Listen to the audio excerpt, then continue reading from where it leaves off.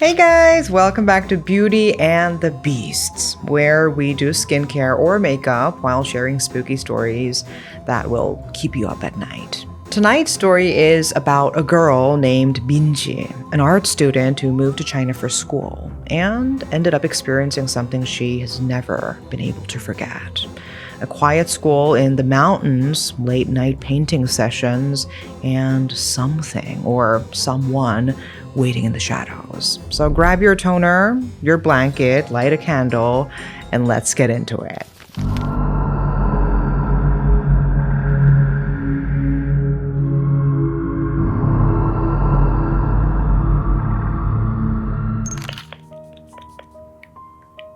So, tonight's story is actually something that really happened to someone I know.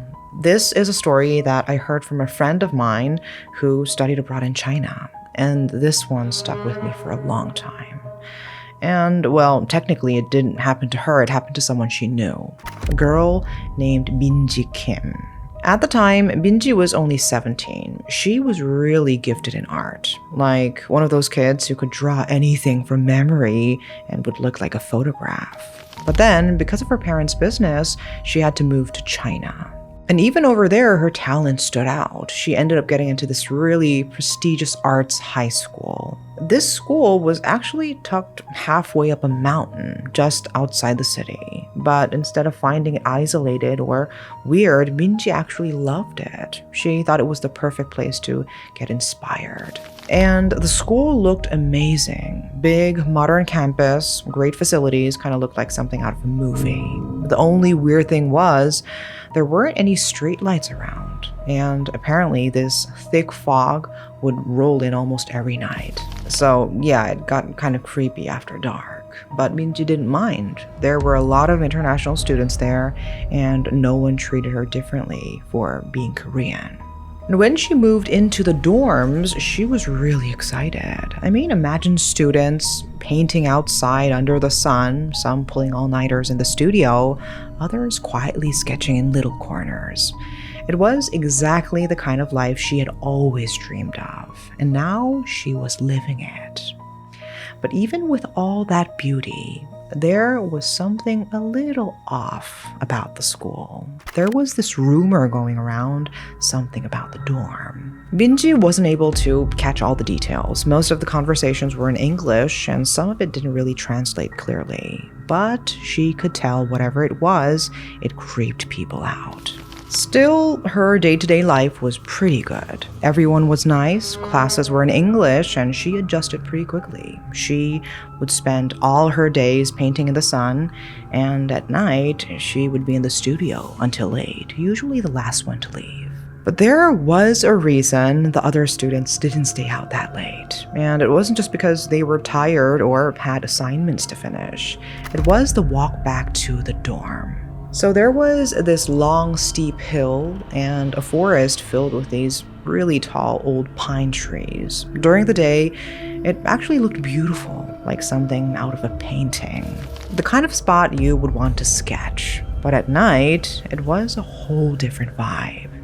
It got cold, dead quiet. The kind of silence that almost felt creepy, like the kind where you start wondering if someone's watching you. No streetlights, just thick fog, and the sound of leaves rustling in the wind. It unsettled people. Most students made sure to be back in their rooms by 9.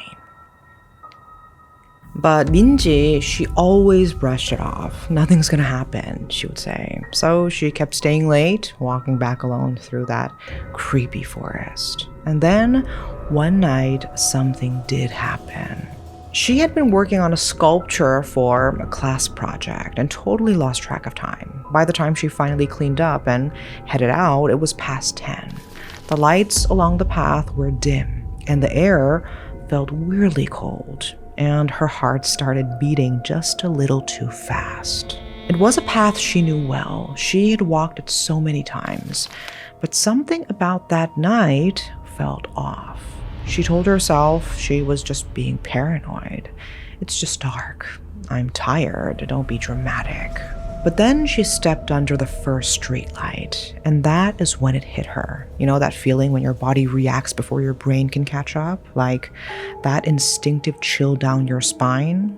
She got that hard. Her skin just crawled for no reason. Still, she kept walking. The forest around her was dead still. No sounds, no animals, nothing. Just her footsteps crunching on the gravel and the wind barely moving the branches. She kept her eyes locked on the path ahead, trying to stay calm. And then she saw something. Way up ahead, under one of the far streetlights, almost hidden in the fog, there was someone, a figure just standing there, not moving, facing toward the dorms. The figure was tall, dark, completely still. Minji froze for a second. Her heart just jumped. But then she thought, okay, it's probably just another student. Maybe someone else stayed late too. And that thought helped her calm down, at least enough to keep walking. But with every step she took, she started to notice something. That figure, it was taking steps too. It wasn't just standing there anymore. And as Minji got closer, she started to see more of it. Like her eyes were slowly adjusting. She saw hair, long hair, kind of swaying weirdly in the wind. And the way the figure stood, stiff, like its body didn't move right. Something about it was just off. For a second, she wondered, could this be a joke? Like, is someone messing around? So she called out, just tried to be brave. Hello? Who's there? Nothing. Instead, it took a step forward, slow and steady. It came out from the dark and into this tiny bit of streetlight. It was wearing this long robe or dress or whatever, so you couldn't really tell if it was a guy or a girl, but the hair made it seem like a woman. Minji stepped back, just one step, and that's when it bolted. It dropped its head and ran at her, full speed. And the weirdest part, it didn't make a sound. No footsteps, no crunching leaves, nothing. Just silence, except for the wind in the trees. Which makes no sense, right? Like on a gravel path. As it ran under the light, she saw its face for a second, or part of it anyway. The mouth, it was open, like it was laughing, but way too wide, like stretched across its whole face. At first, she thought maybe she imagined it, but even later when she tried to explain it again, she said it was smiling, not a normal smile. Too big, just wrong. And that's when her whole body just locked up. She couldn't move. She couldn't even breathe. She said it felt like she was about to collapse right there on the trail. But then something deep inside her, just pure survival instinct, kicked in and screamed, "Run!" And she did. Minji turned and took off, sprinting down that forest path like her life literally depended on it. She's not athletic or anything, never the fastest in gym class, but that night, something else took over. The kind of fear that didn't even feel like fear anymore. It was just raw panic, like claws scraping at your back. She was crying, heart racing, barely seeing where she was going, but she didn't stop until the dorm finally came into view. And when it did, she didn't slow down. She barreled through the door, slammed it shut behind her, and collapsed on the floor, completely out of breath. Silence. Nothing behind her. No footsteps. No shadow. Just nothing. She waited for a while, staring out toward the trees, but whatever that thing was, it was gone. Still, that night, she didn't sleep. Every time she shut her eyes, she saw it again. That black silhouette, the hair, and the smile. The next morning, she told a few people in her dorm what had happened. And their reaction, it wasn't confusion, not, "You're crazy," but actual tears. One girl said, "Wait, you saw her too?" Another was like, "Oh my God, what is happening in the school?" Turns out, Minji wasn't the only one. Other students had seen something too. One girl said she had stayed behind late, sketching landscapes near the art building. And when she packed up to go home, she noticed someone at the end of the hallway. A woman, long hair, just standing there, not moving, just watching her. Another student was walking back from the studio after working on a sketching assignment. She was alone on the trail when she suddenly heard something. A laugh. It was not a normal laugh, though. It was high-pitched, sharp, like something broken, distorted.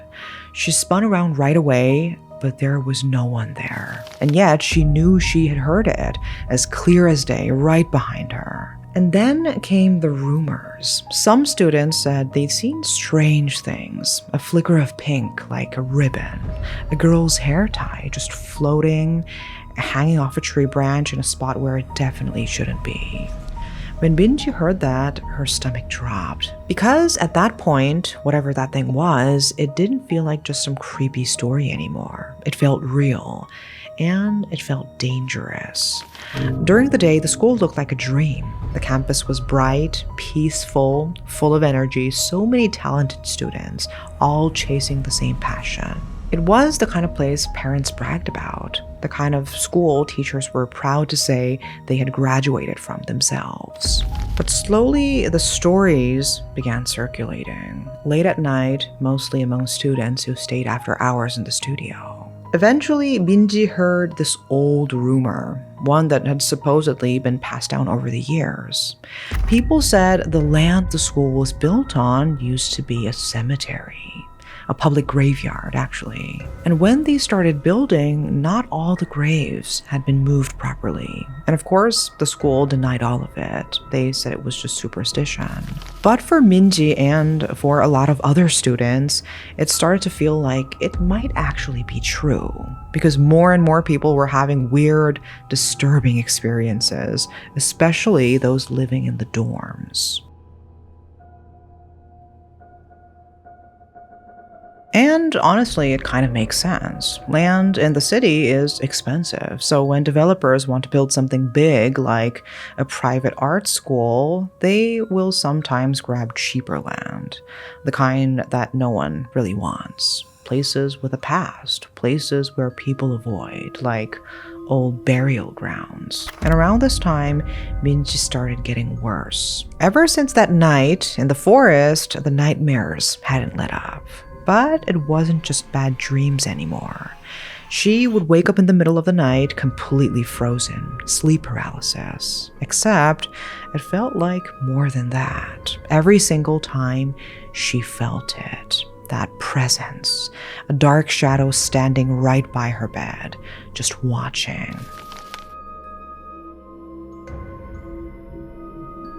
And each time it felt like it was getting closer, leaning in. Closer and closer until she could actually feel its breath on her face. And sometimes she heard it too, a voice, low, cold, right next to her ear. Minji, look at me. That whisper, it wasn't loud, but it cut through everything. And once she heard it, she couldn't forget it. It got so bad, she could barely sleep. She was completely drained. In class, her head would drop without warning, like her body was trying to shut down. Her shoulders were always tense, aching, like she was carrying something heavy that no one else could see, like something was pulling her down, slowly. She was asleep in her dorm when her roommate suddenly screamed. It wasn't just a startled yelp, it was a full-body panic scream. Minji shot up in bed, completely disoriented. Her roommate was shaking, white as a sheet, and she was pointing up toward the ceiling. And then she said something horrifying. She said that when she opened her eyes, just for a second, she saw someone hanging upside down from the ceiling. A girl. And her face was right above Minji's, staring at her. Binji didn't see it herself, but the way her roommate said it, the way her voice shook, how her eyes couldn't leave that ceiling, it stuck with her. The way she described every detail, like she could still see it. Binji couldn't get it out of her head, and she didn't even have to see it. She could feel it. And after that night, things only got worse. The trauma stuck with her, and it wasn't Minji anymore.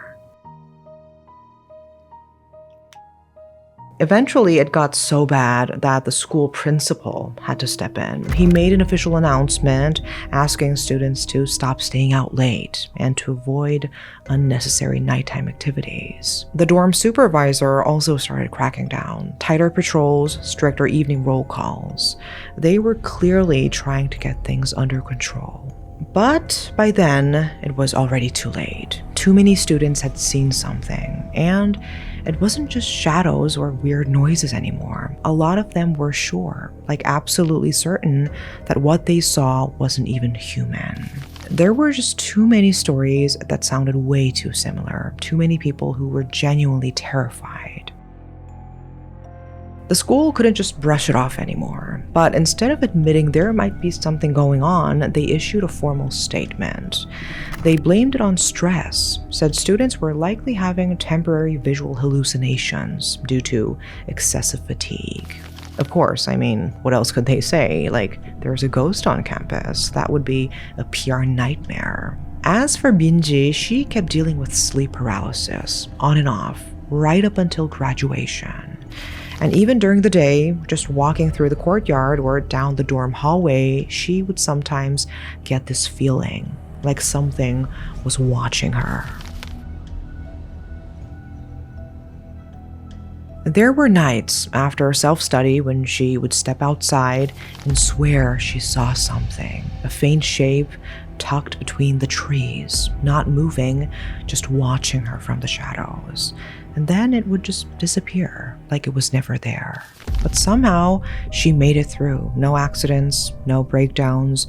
She graduated. To this day, she still says she doesn't know how she made it, but it honestly feels like a miracle that she did. After she came back to Korea, Minji never experienced anything like that again. Not once. But the memories of those 3 years at that school, they never really left her. To this day, the school is still running, still well known, a prestigious academy for young artists. Students from all over the world still apply, full of hope, full of talent, portfolios in hand. But ever since those years, the school quietly changed a few rules.